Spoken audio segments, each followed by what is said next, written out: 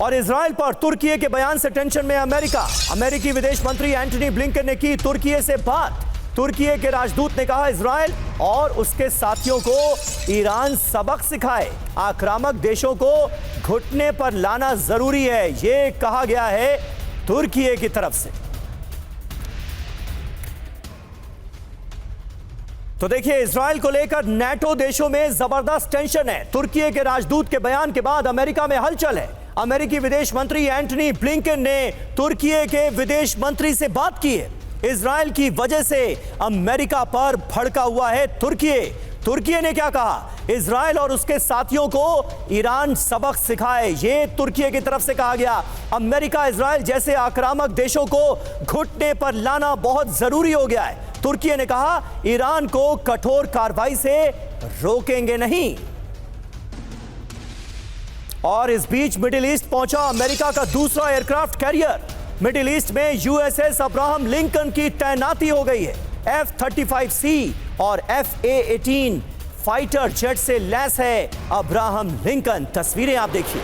Iran, Houthi, Hezbollah को US central command की warning. Israel की रक्षा के लिए हम पूरी तरह से तैयार हैं, ये प्रतिबद्धता दोहराई है यूएस सेंट्रल कमांड ने।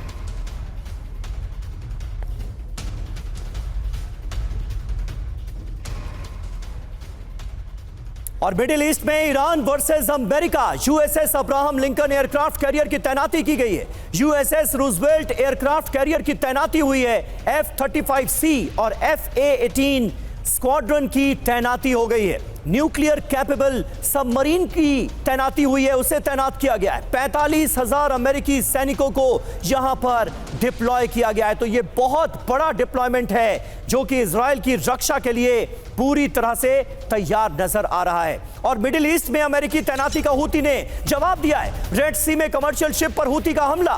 ग्रीस के ऑयल टैंकर शिप पर हूती ने देखिए कैसे अटैक किया। ये देखिए तस्वीरें अटैक की। हूती लड़ाकों ने बोट से शिप पर की फायरिंग।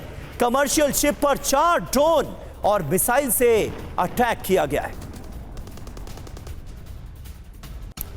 और इस बीच हूती पर अमेरिकी सेना का बड़ा हमला हुआ है। यमन में हूती की सरफेस टू एयर मिसाइल तबाह कर दी गई। अमेरिकी हमले में हूती का रडार सिस्टम भी पूरी तरह से नष्ट कर दिया गया। यूएस सेंट्रल कमांड ने इस हमले का दावा किया है।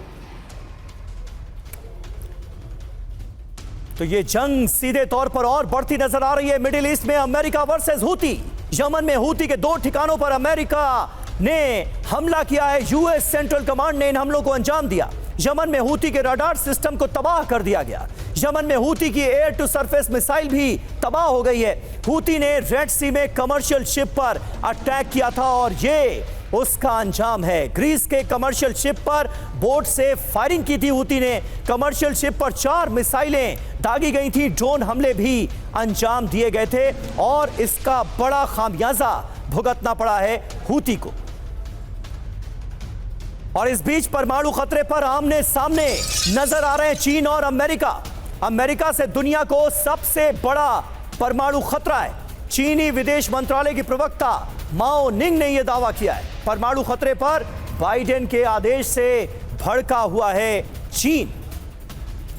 तो अमेरिका और चीन के बीच भी अदावत बढ़ती नजर आ रही है। कुल मिलाकर जिस तरह की खबरें, जिस तरह की तस्वीरें सामने आ रही हैं, उससे एक बात तो यह बिल्कुल साफ हो जाती है कि जंग आने वाले वक्त में और ज्यादा भड़क सकती है। अमेरिका के न्यूक्लियर एम्प्लॉयमेंट गाइडेंस में चीन पर फोकस किया गया है। तो अमेरिका से परमाणु खतरा, चीन का दावा क्या है, यह देखिए। परमाणु खतरे पर आमने सामने चीन और अमेरिका नजर आ रहे हैं। अमेरिका से दुनिया को सबसे बड़ा परमाणु खतरा है। चीनी विदेश मंत्रालय की प्रवक्ता माओ निंग की तरफ से यह दावा किया गया है।